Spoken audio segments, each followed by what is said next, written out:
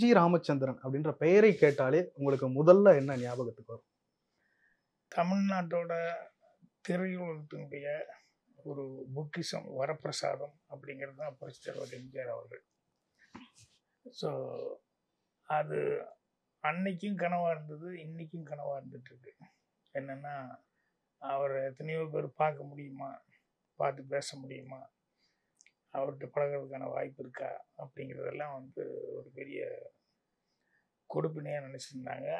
Even நானே சின்ன வயசில் வந்து எனக்கு சினிமா அப்படின்னு சொல்லும்போது அது முன்னால் இருந்தவங்க அப்படின்னு சொல்லிட்டு சூப்பர் ஸ்டார் அப்படின்னு சொல்லிட்டு தியாகராஜ பாகவர், பியு சின்னப்பா இவங்களெல்லாம் சொல்லியிருந்தேன். பட் நமக்கு நாலேஜ் வரும்போது வந்து எங்கே பார்த்தாலும் அதிகமாக பேசப்படுறது எம்ஜிஆர், சிவாஜி, அப்புறம் ஜெமினி கணேசன், எஸ்எஸ்ஆர் அப்படின்னு சொல்லிட்டு இதுதான். ஸோ அந்த எம்ஜிஆர், சிவாஜி அப்படிங்கிறது வந்து எல்லார் வாயிலையும் உச்சரிக்கக்கூடிய ஒரு இதாக இருந்தது. அதுலேயும் எம்ஜிஆர் அப்படிங்கிறது வந்து இன்னும் கீழே வரைக்கும் அடிமட்டத்து மக்கள்னு சொல்லுவாங்க இல்லையா, ரொம்ப கீழே இருக்கவங்க, எந்த படிப்பு இல்லை, எந்த இதுவும் இல்லை அப்படின்னா கூட எம்ஜிஆர்னா என்ன அப்படின்னு சொல்லி தெரிய அளவுக்கு இருப்பாங்க இல்லையா. ஸோ அந்த அளவுக்கு வந்து அவர் ஊடுருவி இருந்தார். ஸோ அதனால் அவரை பார்க்க முடியுமா அப்படிங்கிறது எல்லாத்துக்கும் உண்டான ஒரு கனவாக இருந்தது. அதே மாதிரி எனக்கு தெரிஞ்சு சின்ன வயசில் யாராவது வில்லேஜுகளில் இருக்கேன், நான் கோபிக்கு பக்கத்தில் வெள்ளாங்கோயில் வில்லேஜ், அங்கே லீவுக்காக போவேன். அம்மா மிட்வைஃபாக ஒர்க் பண்ணிட்டு இருந்தாங்க. So quarterly leave, half yearly leave அப்படி போவேன். அவங்களுக்கு கோயம்புத்தூர்லேருந்து வர்றவங்களே பெரிய ஒரு அப்படியே ஒரு ஆச்சரியப்பட்டு பார்ப்பாங்க, கோயம்புத்தூர் வந்தா அப்படின்ட்டு. ஏன்னா அந்த கிராமத்தை பொறுத்த வரைக்கும் பக்கத்தில் ஈரோடுக்கு யாராவது போயிட்டு வந்தாலே அது ஒரு பெரிய இது. இந்த பக்கம் சத்தியமங்கலம் இதுதான் அவங்கள பொறுத்த வரைக்கும் இருக்கும். ஸோ ஈரோடு சக்தி போயிட்டு வந்துட்டாங்க அப்படின்னாலே அவங்கள அப்படி பார்ப்பாங்க ஒரு மாதிரி. பரவாயில்லப்பா, அவங்கெல்லாம் டவுனுக்கு போகிறவங்க அப்படின்னு சொல்லி, டவுன்னு கூட சொல்ல மாட்டேன், டவுனுக்கு போகிறவங்க அப்படிங்கிற மாதிரி சொல்லுவேன். ஸோ அந்த மாதிரி சூழலில் யாராவது மெட்ராஸ் போயிட்டு வந்துட்டோம் அப்படின்னு சொன்னாலே உடனே அவர் வந்து இறங்கணுன்னே அவர் சுற்றி ஒரு கூட்டமே சேர்ந்துருவாங்க. அந்த வில்லேஜில் இருக்கிறவங்க, முக்கியமான இளவல்கள், பெரியவங்க, அவங்கன்னு சொல்லிட்டு ஒரு 15-20 பேர் சேர்ந்துருவாங்க. ஸோ எல்லோரும் சாதாரணமாக கேட்கக்கூடியது அங்கே வந்தோடனே ஒவ்வொரு கேள்வியாக இருக்கு. ஒருத்தர் வந்து பீச் பார்த்தியா அப்படிம்பாங்க, ஒருத்தர் வந்து பீச்சுக்கு அப்புறம் வந்து இது மெயினாக எல்ஐசியை பார்த்தியா அப்படின்னு சொல்லி கேட்பாங்க. இப்படி மிருக காட்சியாலை இருக்குது எல்லாமே, அது இப்படியெல்லாம் கேட்டே வருவாங்க. கடைசியாக வந்து எல்லோரும் சேர்ந்து கோரஸாக கேட்குறது எம்ஜிஆர், சிவாஜி பார்த்தியா அப்படின்னு. பார்க்கலான்னு சொன்ன, அட போயா நீ மெட்ராஸ் போய் 5 ஆச்சுன்னு உடனே சபையே கலைஞ்சிடும். ஏன்னா அந்த எம்ஜிஆர், சிவாஜியை பார்த்தா தான் எம்ஜிஆர் அவங்களை போய் அங்கே பார்த்தா தான் சென்னையில் அது மெட்ராஸ்க்கே போன மாதிரி அப்படிங்கிற அளவுக்கு அவங்க மனசுக்குள்ள எல்லாம் அப்படி ஒரு பதிவு இருந்தது. ஸோ இதெல்லாம் நான் வந்து எனக்கு கொஞ்சம் விவரம் வந்துருச்சு. ஏன்னா 7th 6th 7th எல்லாம் படிக்கிற ஒரு ஸ்டேஜ் வரும்போது நமக்கு ஓரளவு படிப்பு இருந்ததுனால 6, 7, 8 இப்படிலாம் இருக்கிறதுனால வந்து அந்த இன்னசென்ஸாக இருக்கிற ஜனங்கள், அவங்க அவங்களுடைய ஃபீலிங்கு இதெல்லாம் வந்து அடடா அப்படின்னு சொல்லி ஆதங்கப்படுற மாதிரி இருந்தது. அதே நேரத்தில் ரசிக்கிற மாதிரி இருந்தது, நகைச்சுவையாக இருந்தது.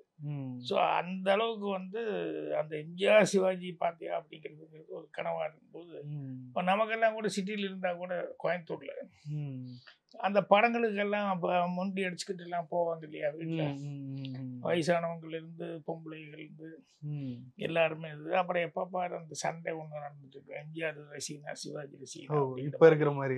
ஆமாம், இல்லை அதெல்லாம் அந்த காலத்துலேருந்து வந்தது தான்.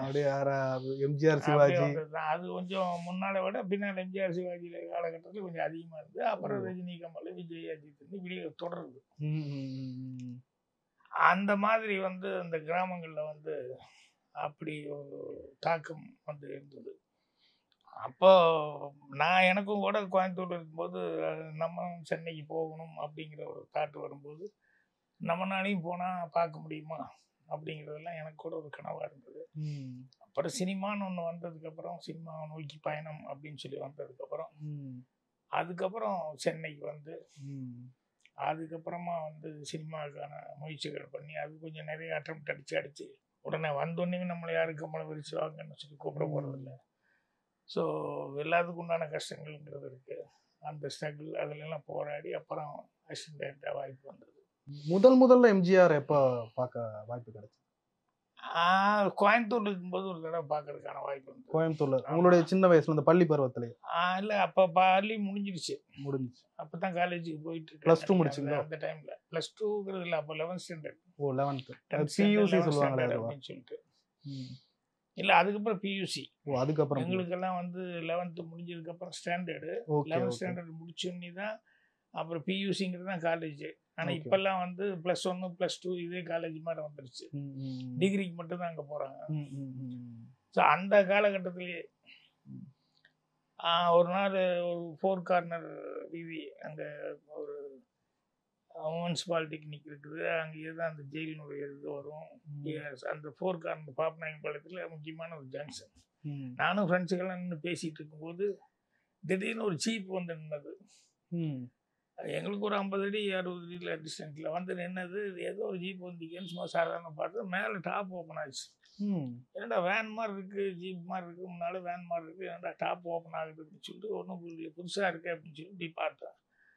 அப்படி ஒரு தேசத்தே தக தக தக தகன்னு அந்த கோல்டு எப்படி நீங்க நின்ன இடத்துல அது அன்எக்ஸ்பெக்டட் 50 அடி டிஸ்டன்ஸில் அப்படி தலை மேலே வந்தது. பார்த்தோன்னே எம்ஜிஆருங்கிறது பளிச்சுன்னு தெரிஞ்சிச்சு. ஏன்னா அவரை பார்த்து எல்லாமே அந்த கண்ணாடி, அந்த தொப்பி, அந்த கலரோட எல்லாருமே அந்த சில்லுகளை பார்த்து எல்லாரும் மைண்ட்லேயும் ஏறி இருக்கும் இல்லையா? இல்ல வருவாருன்னு எதிர்பார்த்து நின்னீங்களா? இல்லைங்க, நாங்கள் சாதாரணமாக பேசிட்டு இருந்தே ஏதோ ஒரு வண்டி வந்தது, டகால்னு வந்து நின்னோடனே அது மேலே ஓப்பன் ஆச்சு. என்னடா மேலே ஓப்பன் ஆகுதுன்னு பார்க்கும்போது அப்படி உள்ளேருந்து அப்படி மெல்ல இந்த சூரியோதயம் மாதிரி அப்படி மெல்ல அப்படி எம்ஜிஆர் தலை தெரியுது. எம்ஜிஆர் எல்லாருமே எம்ஜிஆர் அப்படின்னோம். நிஜம்தானா எங்களுக்குள்ளேயே ஒரு டவுட். அவர் எங்கே இங்கே வர போகிறாரு, ஆனால் அவர் தான் அப்படிங்கிறதுக்குள்ளேயே எங்களை மாதிரி எத்தனையோ பேர் பார்த்துருப்பாங்க இல்லையா? அடுத்த ஒரு ஃபியூ செகண்ட் நாங்கள் பக்கத்தில் போகலாங்கிறதுக்குள்ள தப்பன்னு ஜனங்க வந்தாங்க. அப்படியே நாங்கள் வந்து 500 அடி 1000 அடி பின்னால் போயிட்டோம். அது எங்களை தள்ளிக்கிட்டு அப்படி முன்னால் போயிட்டோம். அப்போ வந்து எலெக்ஷன் டைமு. ஸோ பிரச்சாரத்துக்காக வந்திருந்தாரு. அப்போதான் அப்போ எம்ஜிஆர் திமுகவில் இருந்த டைம் இல்ல ஏடிஎம்கே ஆரம்பிச்சிட்டார். ஓகே. எப்படி அந்த தொப்பி போட்ட எம்ஜிஆர் வந்து பெரிய பாலிடிக்ஸ் அப்படிங்கிறதுலாம் பெரிய ஆர்வமோ இல்லை, அது ரொம்ப ஈடுபாடோ படிப்போ அதெல்லாம் இல்லை. ஆனால் அவர் எலெக்ஷனுக்காக தான் வந்திருக்காருன்னு தெரிஞ்சது. அப்போ ஒருத்தன் ஏறி தலைவரை அப்படின்னு அழுகிறான். அழுதுட்டு என்னென்ன பாருங்க, உங்க இதுக்காக இது சொன்னதுக்காக என்ன போட்டு அடிச்சிட்டாங்கன்னு அவன் பிளட்டோட கட்டியிருக்கான் தலை பேண்டேஜ் போட்டு. அவர் அப்படியே இல்லை அப்படின்னு சொல்லி அவர் சமாளிச்சு சொல்லிட்டு இருக்காரு. அவனுக்கு அப்படியே அப்படி ஒரு புலகாங்கிது அவனுக்கு. அந்த அடிபட்டது இதெல்லாம் மறந்து அதுக்குள்ளே ஜனங்கள்லாம் வந்து சேர்ந்துட்டு அப்புறம் அவர் மைக் எடுத்துட்டு அப்புறம் அவர் பேசினார். சத்தத்தில் ஒன்றும் கேட்கல. கவலைப்படாதீங்க, எல்லாத்துக்கும் ஒரு நல்லது நடக்கும் அப்படி இப்படின்னு சொல்லி அது மாதிரி எதுவும் சொல்கிறாருங்கிறது மட்டும்தான் எங்களுக்கு தெரிஞ்சதோடைய வேறு ஒன்றுமே சொல்ல. அப்புறம் அப்படியே திப்புன்னு அப்படியே வந்ததில் வந்து பார்த்தா ரஷ் அளவு கண்ட்ரோல் பண்ண முடியாத அளவுக்கு க்ரௌடு. நாங்கள் இன்னும் தூரமாக போய்கிட்டே இருந்தோம். அதுக்கப்புறம் அவர் கொஞ்ச நேரம் பேசிட்டு அதுக்கப்புறம் அப்படியே ஒரு வண்டி அதுக்கு மேலே கண்ட்ரோல் பண்ண முடியாதுன்னு புறப்பட்டு போயிட்டாரு. முதல்ல அவர் கூட பேசின அனுபவம் அது எப்போ நடந்தது? இல்லை, அதுக்கப்புறம் நான் சென்னையில் வந்து ஆற்காடு முதலி ஸ்ட்ரீட், அங்கே தான் எம்ஜிஆர் பிக்சர்ஸ் அவருடைய ஆஃபீஸ். அங்கே அதுக்கு ஆப்போசிட்டில் கார் ஷெட்டு, அந்த மெக்கானிக் ஷாப்பு, அது வீடு. ஆக்சுவலாக அந்த வீட்டில் ஒரு கார் ஷெட்டில் மெக்கானிக் ஷாப் வச்சுருந்தாங்க. கேரளா என் ஏஜ் பசங்க. ஓகே. அப்போ எனக்கு தங்கிறதுக்கெல்லாம் இடம் இல்லாதப்போ அவங்க எனக்கு அந்த கார் ஷெட்டையும் அங்கே தங்கிறதுக்கு அவங்க படிச்சுருக்கிறது எனக்கு எதிர்த்தாப்புல எம்ஜிஆர் பிக்சர்ஸ் அப்படின்னு சொல்லும்போது அது ஒரு பெரிய எம்ஜிஆர் இருக்கிறதுக்கு ஆப்போசிட்ல நம்ம இருக்கிறோம் அப்படின்னு சொல்லிட்டு ஒரு சந்தோஷம், கௌரவம். ஆனால் இப்போ வந்து பார்க்கறதுக்கு சான்ஸே இருக்காது. பெரிய கேட்டாக இருக்கும். அவர் வந்தோடனே ஒரு கார் உள்ள போயிடும். அப்புறம் வெளியிருந்து பார்க்கறதுக்கு வாய்ப்பே இருக்காது. அப்படி ஒரு நாள் இது பண்ணும்போது இந்த நாங்கள் இருந்த காம்பவுண்டில் அந்த மாமிங்கெல்லாம் குடியிருந்தாங்க. அதில் மாட்டிக்கு போய் அங்கிருந்து ஒரு தடவை கார் உள்ளே போகும்போது மேலேருந்து பார்த்தேன் பேக் ஷாட்டு. ஒரு தடவை பார்த்தேன் இப்படி பேக் ஷாட்டில் இறங்கி அப்படி டக்குன்னு உள்ளே போயிடுவார் என்ட்ரன்ஸில். அதனால மூஞ்சி பார்க்க முடியலையே அப்படின்ட்டு இருந்தது. அப்புறம் ஒரு தடவை தைரியத்தை வரவழைச்சிட்டு அவர் இறங்கி படி அந்த என்ட்ரன்ஸ் போகும்போது வாத்தியாரே அப்படின்னு ஒரு சவுண்டு விட்டேன். அவர் நின்று அப்படி ஷாக் ஆகி திரும்பி அப்படி பார்த்தாரு. நான் போய் மேலேருந்து கை காமிச்சேன். பக்கத்து வீட்டு மாடி, ஆப்போசிட் வீட்டில், ஆப்போசிட் வீட்டு மாடி. ரோட்டில் அந்த சைடில் வந்து அவருடைய ஆஃபீஸ், இந்த சைடில் தான் நாங்கள் இருந்த அந்த டெனன்ட்ஸ் ஒரு 3 வீடு இருந்தது. அந்த காம்பவுண்டுக்குள்ளே தான் கார் செட்டு. அந்த கார் செட்டில் மெக்கானிக் ஷாப் நடத்திட்டு இருந்தேன். ஸோ இந்த வீட்டு மாடியிலேருந்து கூப்பிட்டேன். திரும்பி அப்படி பார்த்தாரு. பார்த்துட்டு என்ன அப்படின்னாரு. ஒன்றும் இல்லை, சும்மா பார்க்கணுன்ற, அது அவ்வளோதான், வேற ஒன்றும் இல்லை. அப்படி சிரிச்சுட்டு பார்த்துட்டேன். அது பார்த்துட்டேன் அப்படின்னு. சரி அப்படின்னு சொல்லிட்டு அப்புறம் கை காமிச்சு சிரிச்சுட்டு போயிட்டாரு. அதுக்கப்புறம் இது லாங் ஷாட்டாக இருக்குது, இன்னும் கொஞ்சம் க்ளோஸ் ஷாட்டாக பார்க்கணும் அப்படிங்கிற மாதிரி ஒரு ஆர்வம் இருக்கு இல்லையா. அப்போ வந்து அந்த பஸ்ஸு வந்து நிற்கும், டூரிஸ்ட்டுக்கு. வந்தோடனே அவர் தலைவருக்கு அவங்க சொல்லி அனுப்புவாங்க, இந்த மாதிரி டூரிஸ்ட் பஸ்ஸு ஏதாவது நிறைய கிராமங்கள்லேருந்து வெளியூர்லேருந்தெல்லாம் வரும் இல்லையா. அப்போ அவர் மாடியிலேருந்து இறங்கி வந்து அந்த முன்னால் ஒரு சின்ன இதில் என்ட்ரன்ஸ் கிட்ட அந்த கொஞ்சம் ஹைட்டாக இருக்கும், அது கிட்ட நின்றுருப்பாரு. இவங்கெல்லாம் கீழே லைனாக நிற்பாங்க, இந்த காரெல்லாம் நிற்கிற இடத்துல எல்லாம் லைனாக நிற்பாங்க. இவர் வந்து பார்த்து எல்லாத்துக்கும் சொல்லி கொஞ்ச நேரம் பேசிட்டு போவார். இது ரெகுலராக நடக்கும். ஒரு தடவை நான் என்ன பண்ணேன், இந்த கூட்டத்தோட ஓட்டுமே போயிட்டேன். போயிட்டு க்ளோஸாக பார்க்கலான்னு எல்லோரும் நின்றுருக்கும்போது நானும் முண்டி அடிச்சுட்டு முன்னால் போயிட்டேன். அப்படியே பார்த்தேன். அப்புறம் அவர் வந்து எந்த ஊர் எல்லாத்தையும் கேட்டுக்கிட்டு எல்லாம் பண்ணிட்டு கூட்டத்தில் இருக்கவங்கள்ட்ட வந்து அவர் பேசுவார். கூட்டத்தில் இருக்கவங்க பேசுவார், எந்த ஊர்லேருந்து வர்றீங்க, நல்லா இருக்கீங்களா அப்படிம்பாங்க. குழந்தைங்க இருந்தால் நல்லா படிங்க அப்படிம்பாங்க. பெரியவங்களா இருந்ததுன்னா எல்லாம் உங்களுக்கு எல்லாம் ஊரில் எல்லாம் வசதியாக இருக்கா, எதாவது குறை இருக்கா என்ன, சும்மா சாதாரணமாக ஜென்ரலாக பேசுவாங்க. சினிமா பார்க்கறது மட்டுமே இல்லை வாழ்க்கைங்கிறது அப்படிங்கிற மாதிரி ஜென்ரலாக ஒரு காமன் அட்வைஸாக ஏதாவது ஒன்று பேசிட்டு, உங்களை பார்த்ததில் எனக்கு ரொம்ப சந்தோஷம் அப்படிங்கிற மாதிரி சொல்லிட்டு, சரி கொஞ்சம் வேலை இருக்குது மறுபடியும் பார்க்கலாம் அப்படின்னு சொல்லி அனுப்புவார். அப்புறம் அப்படி கொஞ்சம் நேரம் பேசிட்டு அவரை பேச விடுறதுக்குள்ளே இவங்க பேசிடுறாங்க. அப்புறம் அவர் கொஞ்சம் அமைதி அப்படின்னு சொன்னால் அப்புறம் சைலண்ட் ஆகுறாங்க. இல்லைன்னா ஆளால் கேள்வி கேட்பாங்கல்ல.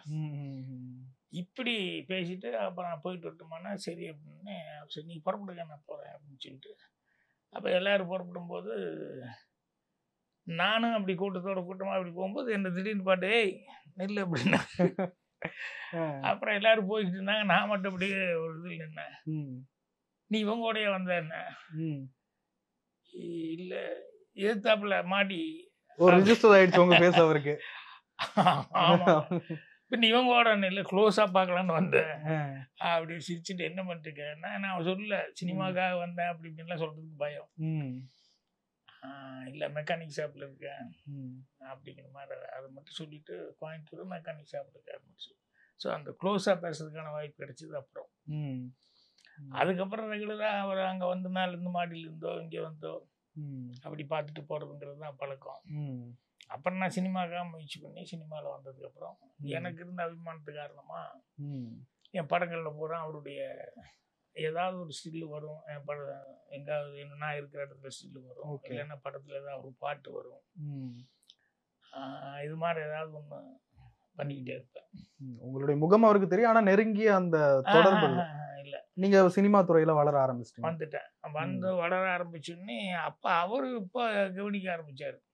ஏன்னா என்னுடைய படங்களில் பூரா அவர் சம்மந்தப்பட்டது ஒன்று ஃபோட்டோ மாட்டியிருக்கோம், இல்லைன்னா அவர் சம்மந்தப்பட்ட படக்காட்சிகள் வரும், வசனம் பேசுகிற மாதிரி வரும், பாட்டு சீக்வன்ஸு ஏதாவது ஒரு இடத்துல நான் எங்கே ஒரு இடத்துல அந்த சீக்வன்ஸுக்கு தகுந்த மாதிரி அதை அடாப்ட் பண்ணி பண்ணுவேன். இது படங்கள் நல்லா ஓடுது. அப்புறம் படத்தில் வந்து அவர் உங்களை அடிக்கடி காமிச்சிட்டு இருக்காருங்கிறதுலாம் அவருக்கு போயிருக்கு.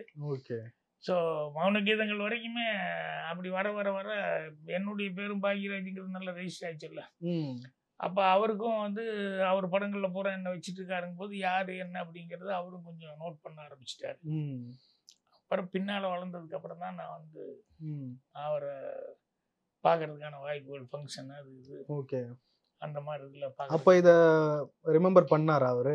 நீங்க ஒரு பையனா வந்து அவரை பார்த்தது, இப்போ நான் வளர்ந்து நடிகராக இருக்கேன் அதெல்லாம் நான் ஒன்று பேசல. ஏன்னா ஒரு லாங் கேப் இருந்து இல்லையா. ஓ, அப்போ மறந்துருப்பாரு. சினிமாக்காக ட்ரை பண்ணிட்டு இருந்ததுனால ஓகே அதை நான் சொல்லிக்கல. ஓகே. ஆற்காடு மூவி சீட்டில் இருந்தேன் நான் கொஞ்ச நாள். அப்போ அவங்கள பார்த்துக்கிட்டு இருந்தேன் அப்படின்னு மட்டும் சொல்லிக்கிட்டு நான் அவர் டெய்லி அந்த ரோட்டில் எத்தனையோ போய்ட்டு பார்த்துக்கிட்டு இருப்பாரு. அப்புறம் சினிமாக்கள்ல வந்ததுக்கு அப்புறம் தான் ஒரு மீட்டிங்ல பேசும்போது அவரு சொன்னார், பாக்யராஜ் அவர்கள் இங்க வந்துதான் எனக்கு என் மேல அபிமானம் அப்படிங்கிறது கிடையாது. அவர் ஊர்ல இருந்தே என்னுடைய ரசிகரா இருந்திருக்காரு. KVK சாமி படிப்பகம் அப்படிங்கிற என்னுடைய எம்ஜிஆர் மன்றத்துல வந்து அவர் ரசிக மன்றத்துல அவர் உறுப்பினர், அவருடைய உறுப்பினர் எண் இது அப்படின்னு ஒரு மீட்டிங்ல வந்து சொன்னார். என்னன்னா நம்மளை பத்தி அவ்வளவு விசாரிச்சு யாரு என்னன்னு சொல்லி தெரிஞ்சுக்கிட்டு அந்த மீட்டிங்ல பேச உங்களுக்கே சர்ப்ரைஸ். அது ஒரு சர்ப்ரைஸா இருந்தது. ஸோ அந்த அளவுக்கு நல்லா ரைஸ் ஆகிட்டேன். அப்புறம் படங்கள்ல வந்து படம் பார்க்கறதுக்காக கூப்பிடும்போது அப்படி பழக்கமாச்சு. இப்படிதான் ஒவ்வொரு படத்துக்கும் வந்து அவர் வந்து கூப்பிட்டோம்னா உடனே வருவார், வந்து படம் பார்ப்பாரு, பார்த்துட்டு பிடிச்சிருக்கு என்ன அதுங்கிறதெல்லாம் சொல்லி பாராட்டிட்டு போவார். இல்லை அவர் வந்து ஜென்ரலாக வாரிசு அப்படின்னு சொல்லி சொன்னார். அதுக்கப்புறம் ஒரு நாள் கழித்து அதுக்கப்புறம் தெளிவுபடுத்தினார். என்னன்னா நான் கலை வாரிசு, சினிமாவில் நான் என்ன பண்ணணும் அதெல்லாம் இவ்வளோ சீக்கிரமாக பண்ணியிருக்காரு. அவர் நிறைய நடக்கும். இதுக்குன்னு போய் அவர் சீஃப் மினிஸ்டராக இருந்துக்கு போய் இதுக்குன்னு போய் பேசிட்டு இருக்க முடியாது. படத்துக்கு அழைக்கிறதுக்கு அதுக்கு இதுக்கு போகும்போது அப்போ வந்து கேட்பாரு.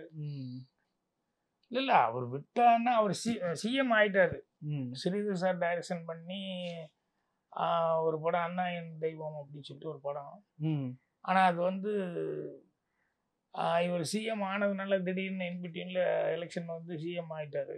அதுக்கு